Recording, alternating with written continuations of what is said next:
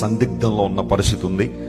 మనం చేయాల్సిన ప్రార్థన ఏంటంటే, యుద్ధ వాతావరణం అతి త్వరగా ముగించబడితే, అతి త్వరగా ముగిసిపోతే సామాన్య ప్రజలకు ఇబ్బందులు కలగకుండా ఉంటుంది. ఒకవేళ అది ప్రొలాంగ్డ్ వార్ అయితే, కొన్ని నెలల పాటు కొనసాగితే సామాన్య ప్రజల దగ్గర నుండి అందరూ ఇబ్బంది పడే పరిస్థితి ఉంది. కాబట్టి మనం ప్రార్థన చేద్దాం సంఘంగా. ఆ తర్వాత మరి ఏది సత్యమో, ఏది వాస్తవమో, ఏది నిజమో అది గెలిచినట్లుగా ప్రత్యేకంగా మనం ప్రార్థన చేయాలా.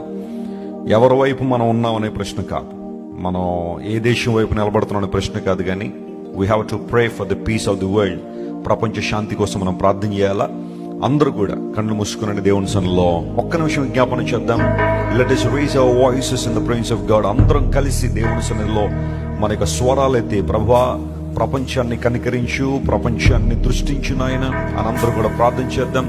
దుష్ట శక్తుల ప్రాబల్యం తగ్గిపోవునట్లుగా